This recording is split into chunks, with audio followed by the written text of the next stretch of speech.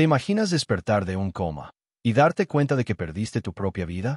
Que todo lo que era tuyo, el amor, tu hija, tu futuro, ahora le pertenece a otra persona. Clara pensó que volvería y encontraría todo como antes.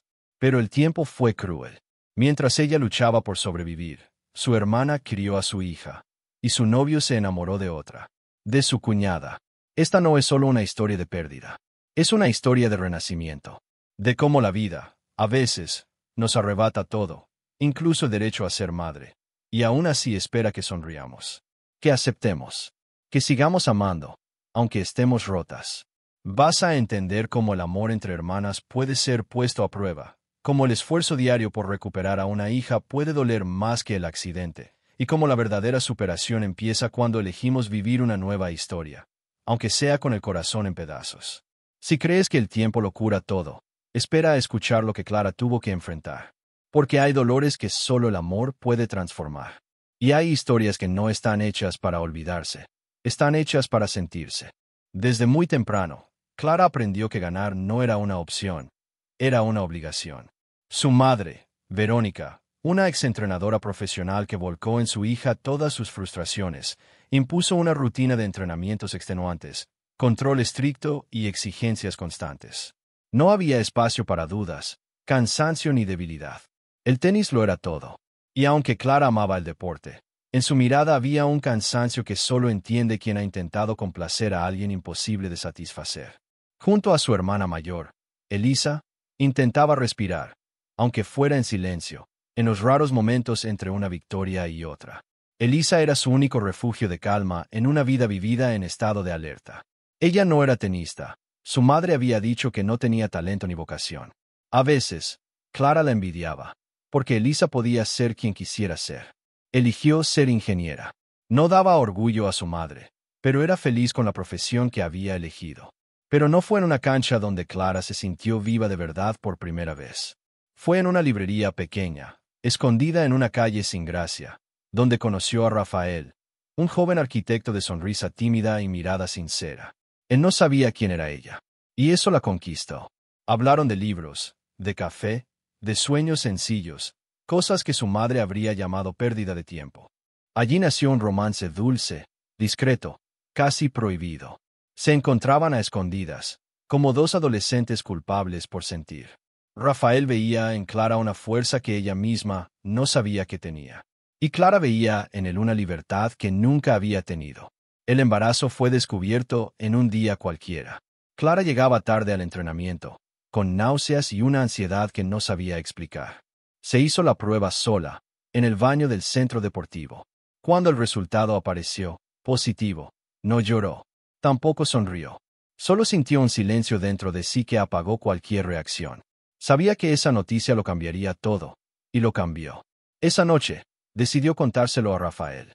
Él se quedó en shock, pero no huyó.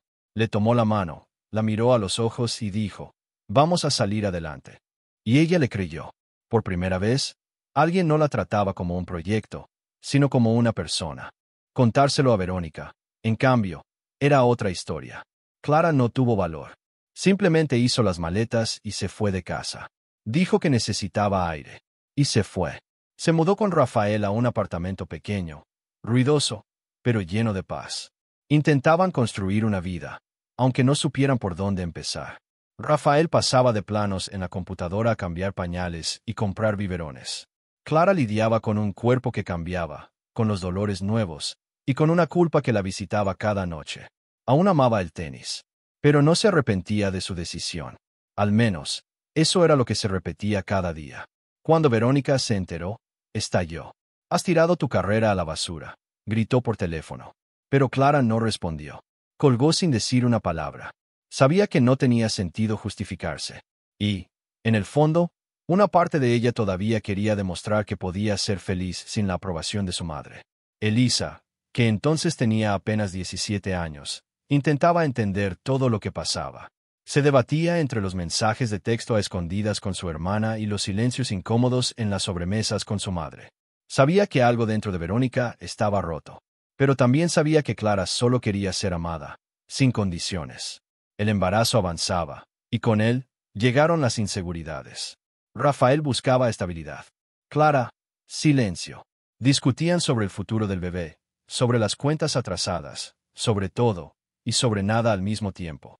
¿Tú crees que dejé mi vida por capricho?, gritó ella en uno de los momentos más tensos. Yo también tengo miedo, Rafael. Y él, agotado, respondió. ¿Y yo? ¿Acaso crees que no lo tengo? Se amaban, sí, pero el miedo convirtió ese amor en un campo minado. Y bastó una sola discusión para que todo se desmoronara por un instante. Esa noche, Clara tomó las llaves del coche y salió. Lloviznaba, y la ciudad parecía más fría de lo normal. Conducía sin rumbo, intentando respirar. Las manos le temblaban, el rostro, empapado de lágrimas. No tenía que ser así, murmuraba sola, como si al decirlo pudiera volver atrás. Pero no volvió. En la siguiente curva, entre luces y bocinas, todo se volvió oscuro. Y fue así, en un instante que nadie vio venir, que la historia cambió de rumbo para siempre. La madrugada fue eterna para Rafael. El timbre del portero sonó como una alarma en medio del silencio. Luego vinieron las sirenas, los paramédicos, el hospital. Llegó inconsciente, dijeron. Rafael se abrazaba el estómago, como si algo dentro de él pudiera romperse de tanta angustia. El impacto del accidente había sido fuerte. Clara entró en coma. Los médicos hablaban de posibles daños neurológicos, pero nadie se atrevía a dar certezas. Rafael solo podía repetir.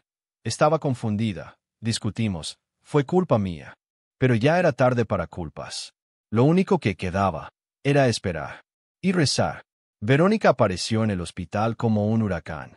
Tomó el control de la situación, como siempre lo había hecho, organizando todo, decidiendo todo, sin dejar espacio para nadie más. ¿Qué le hiciste a mi hija?, le lanzó a Rafael, con los ojos llenos de rabia y una voz helada.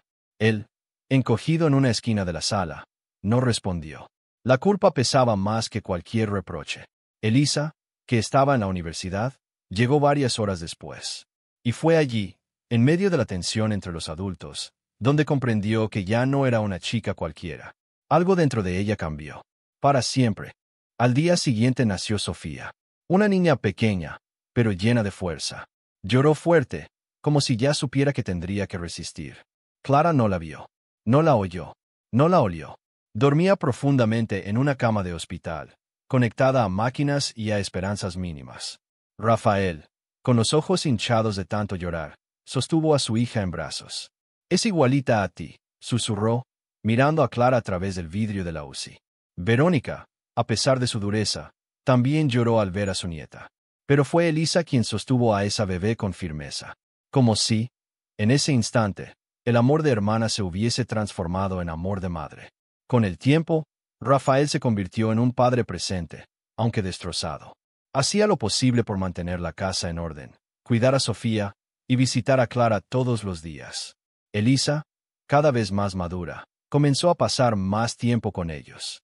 Renunció a fiestas, viajes, amigos. Poco a poco, se convirtió en la referencia para la bebé. Era ella quien la calmaba cuando tenía cólicos, quien le cantaba para dormir, quien la bañaba con ternura. Rafael se apoyaba en ella más de lo que estaba dispuesto a admitir. Por las noches, intercambiaban miradas cómplices, compartían silencios llenos de peso, y poco a poco, se fue formando un lazo invisible. Un vínculo que no se podía explicar, pero que crecía. Verónica, por su parte, seguía manejando la situación emocional con mano de hierro. Prohibió a la prensa hablar del accidente. Controlaba cada boletín médico. Pero con Elisa, la relación se fue desgastando. Tú no eres la madre de esa niña, decía con frialdad. Elisa no respondía con palabras, solo con la mirada. Porque, en el fondo, sabía que nadie hacía más por Sofía que ella. Rafael, dividido, intentaba mantener la paz, pero cada vez se rendía más a la admiración que sentía por Elisa. No era solo gratitud. Era otra cosa. Algo que, aunque no se dijera, estaba ahí, latente, vivo, palpitante entre los dos. El tiempo pasó sin pedir permiso. Los meses se convirtieron en años. Y el afecto entre Elisa y Rafael también se transformó. Poco a poco, casi sin darse cuenta, empezaron a hacer planes juntos. Un día, él la miró diferente. Ella lo notó, pero desvió la mirada. Sentía culpa, miedo y una profunda nostalgia por su hermana. Eres increíble, le dijo Rafael una noche, después de que Sofía se durmiera. Elisa sonrió, con los ojos llenos de lágrimas. Solo hago lo que hay que hacer. Pero en el fondo, ambos sabían que lo que los unía iba mucho más allá de lo necesario. Era un amor que había nacido del dolor. Y eso, por más complicado que fuera, también era real. Cuando se cumplieron 2 años de la hospitalización de Clara, Rafael le pidió matrimonio a Elisa. No hubo fiesta, no hubo fuegos artificiales. Solo un anillo sencillo y una promesa. Somos una familia. Sofía, ya una niña despierta y dulce, llamaba mamá a Elisa con naturalidad. Era el mundo que ella conocía. Elisa era su madre, no por capricho ni por impulso, sino porque, pese a todas las cicatrices, allí había amor verdadero. Lo que Elisa nunca imaginó era que 3 años después, Clara despertaría. Nadie lo esperaba. Ni siquiera los médicos más optimistas se atrevían a predecirlo. Pero esa mañana, con el cielo despejado y olor a café recién hecho en el hospital, los ojos de Clara se abrieron. Lentamente, como si despertara de una pesadilla demasiado larga. Al principio, no entendía dónde estaba, qué año era, porque su cuerpo se sentía tan débil. El tiempo había sido implacable. Habían pasado 5 años. Y ella no lo sabía. Las primeras palabras salieron como susurros, desconectadas. Pero sus ojos gritaban preguntas que nadie se atrevía a responder. Rafael fue el primero en entrar a la habitación. Al verlo, Clara sonrió. Pero él no lloró, no corrió, no la besó. Y ese silencio, ya lo decía todo. Con el paso de los días, los recuerdos volvían poco a poco, como piezas sueltas de un rompecabezas. Hasta que alguien, con voz ensayada, le habló de Sofía. Y fue como si el mundo se detuviera. Clara lloró como nunca antes había llorado en su vida. Mi hija tiene 5 años. Y yo, no la conozco. El golpe fue aún más duro cuando descubrió que Sofía llamaba mamá a otra mujer. A su hermana, Elisa, aquella que ella consideraba su otra mitad. Su confidente, su mejor amiga. Era como si el destino se hubiese burlado de su ausencia y reescrito la historia con otras manos. Y cuando por fin vio a Sofía, el corazón de Clara se rompió. La niña la miró con desconfianza, se escondió detrás de Elisa y preguntó: «Mamá, ¿quién es esa señora?». Las paredes del hospital parecían cerrarse sobre ella. Cada día, Clara se daba cuenta de que ya no era la protagonista de su propia vida. Era una visita, un recuerdo antiguo. Verónica fingía normalidad, como si todo pudiera resolverse con una dieta y sesiones de fisioterapia. Pero Clara veía más allá. Su madre seguía siendo esa figura fría, controladora, que jamás admitiría haber perdido el control. «Tienes que ser fuerte», decía, como si fuera fácil recuperar lo que ya no le pertenecía. Rafael intentaba ser amable, pero había algo en sus ojos, una ausencia, un vacío, y eso dolía más que cualquier herida física. Elisa, por su parte, vivía un conflicto que la consumía por dentro. Quería correr, abrazar a su hermana, contarle lo difícil que había sido cada noche en vela, cada paso dado con miedo. Pero no podía, porque ahora era la esposa de Rafael, la madre de Sofía, y Clara había regresado. Estaba viva, rota, presente. Los encuentros eran breves, llenos de pausas y palabras cuidadosamente escogidas. Clara evitaba mostrar lo que sentía, pero los ojos no saben mentir. Cada gesto de cariño entre Elisa y Sofía era como una puñalada. Cada beso de Rafael en la frente de Elisa, un recordatorio de lo que ya no volvería. Clara intentó sonreír. Intentó fingir que lo entendía. Pero por dentro, sangraba. Se preguntaba si merecía todo aquello. Si el destino era un juez cruel o apenas el reflejo de sus propias decisiones. Rafael ahora era un extraño cortés. Elisa, una sombra de afecto y culpa. Y Sofía, ay, Sofía. No sabía quién era esa mujer que la miraba con tanto amor y tanto dolor. Y lo más difícil era aceptar que aquella niña que llevó en su vientre durante 9 meses, ahora era de otra. De su propia hermana. El amor entre hermanas, ese lazo que parecía irrompible, estaba suspendido entre el dolor, la culpa y el silencio. Una tarde lluviosa, Clara encontró una caja de fotos antiguas. En ellas, aparecía Elisa con Sofía en brazos, y Rafael al lado, sonriendo. Una familia, la familia que alguna vez pudo haber sido suya. Y ya no lo era. Sintió un nudo en la garganta. Pero, curiosamente, no rompió las fotos. Las guardó. Porque, en el fondo, algo dentro de ella aún creía que podría recuperar al menos una parte de lo perdido. Aunque fuera solo el amor de su hija. Pero, ¿cómo reconstruir puentes si todos los ladrillos se usaron para levantar otras casas? Esa era la pregunta que la acompañaba noche tras noche. Y así, entre intentos de encajar en una vida que ya no era suya, Clara empezó a entender que el tiempo no perdona, que la vida había seguido sin ella, y que, quizás, volver a empezar era más difícil de lo que imaginaba. Pero, aunque no supiera cómo, decidió que iba a luchar. Por Sofía, por sí misma, por el derecho a existir, aunque para eso tuviera que enfrentarse a quienes más amaba. Volver a la casa de su madre no fue como Clara había imaginado. Rafael, Elisa y Sofía vivían en el mismo piso. Un día, fue a visitar a su hija. Dentro del apartamento, Clara vio con claridad que Rafael y Elisa habían construido algo sólido, silencioso, difícil de romper. Sofía corría por los pasillos y se sentía completamente a gusto en ese hogar. Así, Clara intentaba ocupar un lugar que, aunque en teoría siempre le había pertenecido, ya no era suyo. Cuando intentaba jugar con la niña, recibía miradas desconfiadas, besos evitados, silencios incómodos.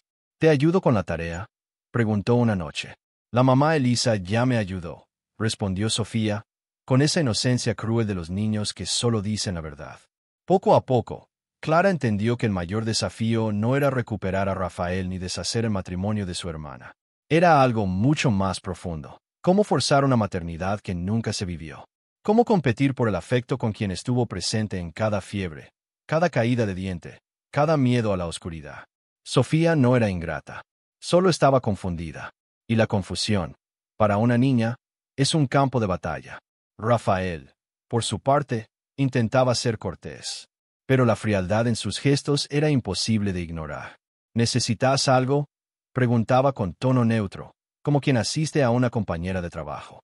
Ya no quedaba nada íntimo allí. Elisa intentaba dejar espacio. Se alejaba discretamente, permitía que Clara acostara a Sofía, promovía encuentros entre las dos. Pero por dentro, sufría. Sentía que, con cada paso que daba hacia atrás, perdía algo que había construido con tanto esfuerzo. Era como renunciar a una parte de sí misma. Lloraba en silencio. Escribía cartas que nunca entregaba. Si supieras cuánto luché, Clara, pero no lo decía, porque decirlo dolía. Y también porque no sabía cómo sería recibida. Sabía que, en cualquier versión de la historia, alguien saldría herido. Y, paradójicamente, todos ya lo estaban. Verónica, en cambio, fingía que nada había cambiado. Quería volver a los entrenamientos. Insistía en que Clara aún tenía una carrera que salvar. No puedes darte el lujo de quedarte quieta, decía, ignorando el abismo emocional de su hija. El mundo no espera. Pero Clara ya no quería el mundo. Quería a su hija. Quería entender cómo todo se había derrumbado tan rápido. Quería una segunda oportunidad. Solo que, esta vez, no bastaba con esforzarse. La superación que necesitaba ahora era otra, la que exige mirar hacia adentro y reconocer que, cuando el amor llega tarde, quizá haya que aprenderlo desde cero. Mientras las hermanas tropezaban en medio del silencio, Sofía se convirtió en el epicentro de todo. La niña empezaba a notar que algo no encajaba. Era demasiado lista para no percibir las miradas cargadas, los abrazos tensos, los gestos que no coincidían con las palabras. Un día, le preguntó a Elisa, ¿Clara es mi tía o mi mamá? Elisa se quedó helada. Luego, se agachó, la miró a los ojos y respondió, es las dos cosas. Y puedes quererla como tú quieras.